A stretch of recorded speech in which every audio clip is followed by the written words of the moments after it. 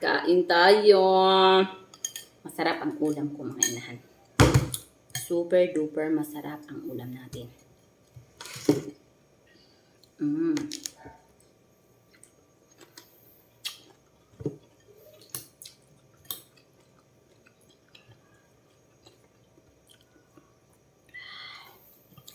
Super yummy. Kita nyo yan? And yes, lagi tayong ganyan.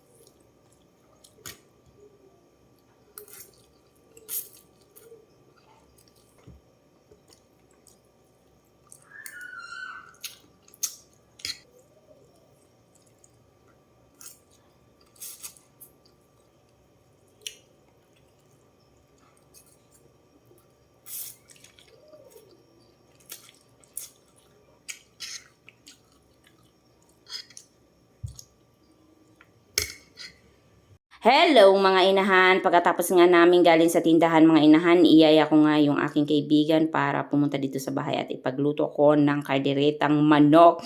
So ayan na nga, nandito na kami sa bahay. Ito ang kanyang mga pinipre na mga ingredients. So ayan na, nagsimula na kami. At syempre ang inyong inahan, pinag-video ko ang lahat-lahat ng kanyang ginagawa. Isi-share ko na rin sa inyo kung ano yung kanyang sikretong pagluluto ng kalderetang manok. Pero actually, Actually, mga inahan, namimiss ko talaga ang kalderetang kambing. You know that. Sarap talaga ang kalderetang kambing, mga inahan. Na-try nyo na ba yung ganun? Sobrang sarap siya at yung papaitan niya. Alam niyo mga inahan, kapag ako ay uuwi ng probinsya, ang request ko talaga sa aking kuya yung kalderetang kambing. Mag-ihaw talaga kami ng isang buong kambing.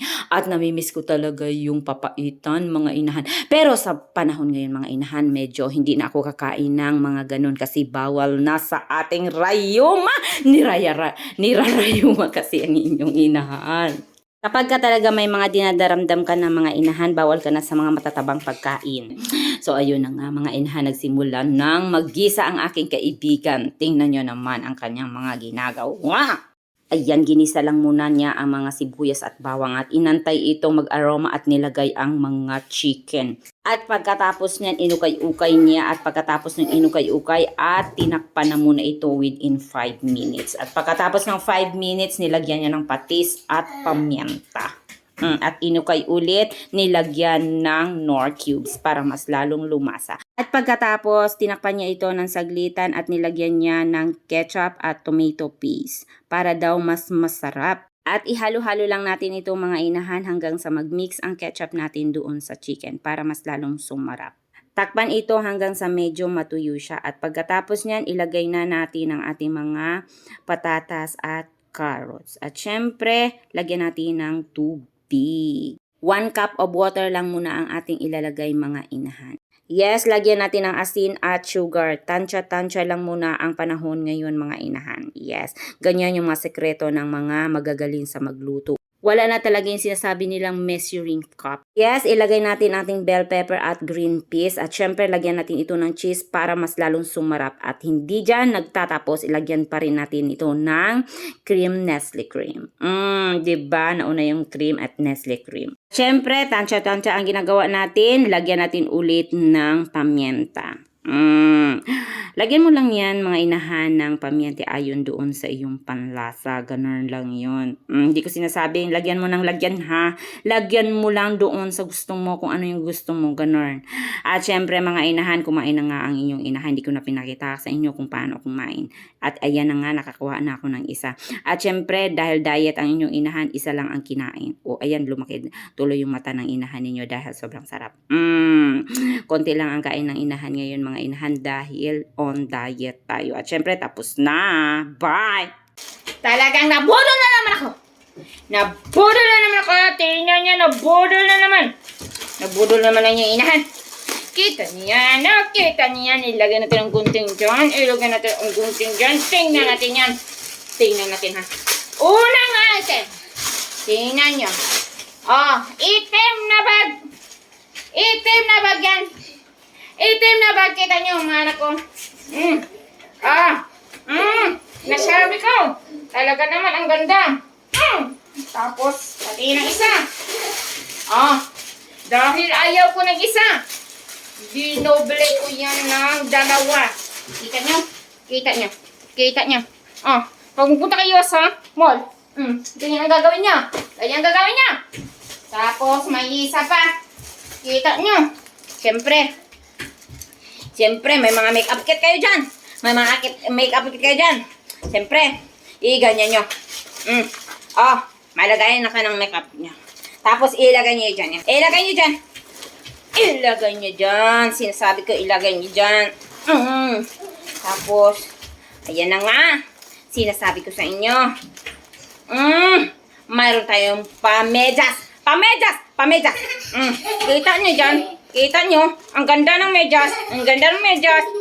Ganda ng medyas ha. Sobrang ganda ng medyas. Sobrang ganda ng medyas. Tapos ilagay natin dyan. Ilagay natin dyan ang medyas. Maganda yung medyas. Ha?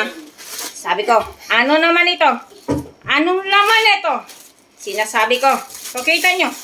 Hindi ako makaalis dito sa upuan ko guys. Ay dito sa tinayan ko. Dahil yung anak ko nakakabit. Kita nyo. Kita nyo, pangsamba.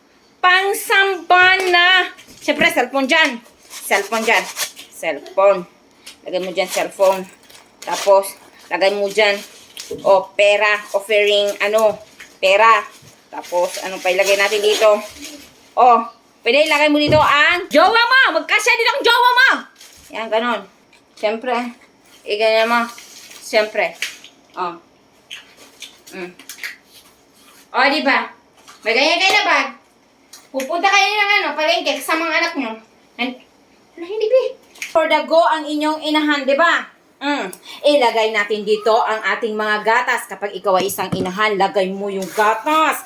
Ganon. Dalawa ang baby mo, dalawa din yung gatas na klaseng gatas.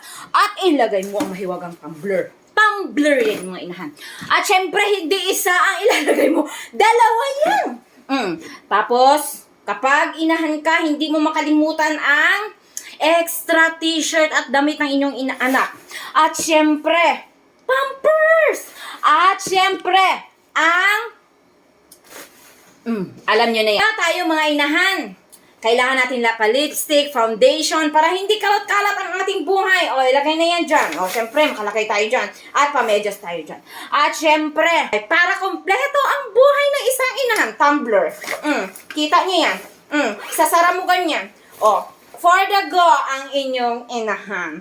At hindi nagtatapos niyan. Siyempre, wala ka nakalagay dyan ng iyong cash dyan, ng mga wallet mo. Mayroon tayong mahiwagang bag. Ipakita ko sa inyo ang mahiwagang bag. For the go ang inyong inahan. Kita niyo, ang ganda na. Ang ganda. Check the yellow basket. Hindi kayo magsisisi.